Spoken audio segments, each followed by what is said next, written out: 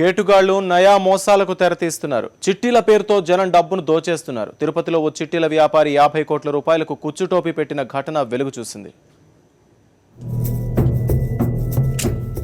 తిరుపతిలో నయా మోసం, చిట్టీల పేరుతో నగదు వసూళ్లు, అధిక వడ్డీ చెల్లిస్తానని నమ్మబలికిన కేటుగాడు, జనన్నెత్తిన 50 కోట్ల కుచ్చుటోపీ, డబ్బుతో ఉడాయించిన మోసగాడు. తిరుపతి కేంద్రంగా సిద్ధయ్య నాయుడు అనే వ్యక్తి చిట్టీల వ్యాపారం చేసేవాడు. 10 ఏళ్లుగా నమ్మకంతో చిట్టీలు నిర్వహిస్తూ అధిక వడ్డీని చెల్లించేవాడు. దీంతో రైతులు అతని వద్ద పెద్ద మొత్తంలో పెట్టుబడి పెట్టారు. పథకం ప్రకారం మండలానికి ఒకరి చొప్పున ఏజెంట్ని ఏర్పాటు చేసుకుని వ్యాపార సామ్రాజ్యాన్ని విస్తరింపచేశాడు సిద్ధయ్య నాయుడు. ఎర్రావారిపాలెం మండలంలో ప్రసాద్ అనే వ్యక్తి ఏజెంట్గా విధులు చేపట్టాడు. అధిక వడ్డీ రావడంతో రైతులు పెద్ద మొత్తంలో పెట్టుబడి పెట్టి చిట్టీలు వేశారు.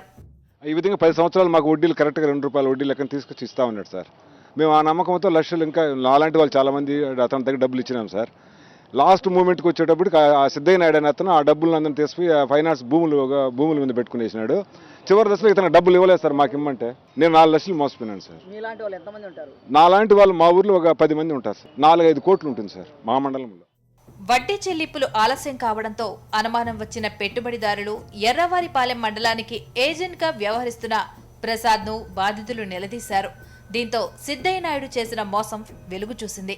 వాళ్ళ దగ్గర డబ్బు తీసుకునేది వాస్తవమే. నేను తీసుకొచ్చి వాళ్ళ దగ్గర ₹2 తీసిచ్చి ఇతనికి ఇచ్చాను ₹3 సిద్ధయ్య నాయుడికి.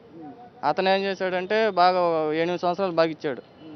మళ్ళా అతను నేను ఎత్తపోయిన డబ్బులు, అతని దగ్గర ఉండే డబ్బులు, ప్లాట్లు, ఇల్లు, విల్లాలు కొనుక్కుంటా అన్నాడు. కొనుక్కున్న తర్వాత వడ్డీ ఆపేశాడు. సంక్రాంతి లోపల నువ్వు వెళ్ళిపోకపోతే నిన్ను ఏదో మర్డర్ చేస్తాం ఇది అని చెప్పి బెదిరించాడు. 50 కోట్లు అంటే వ్యాపారం చేశాడు ఆయన. 100 కోట్లు కూడా బిజినెస్ చేశాడు. 50 కోట్లు 100 కోట్లు బిజినెస్ చేశారు, కానీ అందులో ఒకరిని నేను. సిద్ధయ్య నాయుడుపై తిరుపతి అర్బన్ ఎస్పీకి కంప్లైంట్ చేశారు బాధితులు. సిద్ధయ్య నాయుడిని అరెస్ట్ చేసి న్యాయం చేయాలని విన్నవించారు. పోలీసులు కేసు నమోదు చేసుకుని దర్యాప్తు మొదలుపెట్టారు. సాక్షి న్యూస్, తిరుపతి.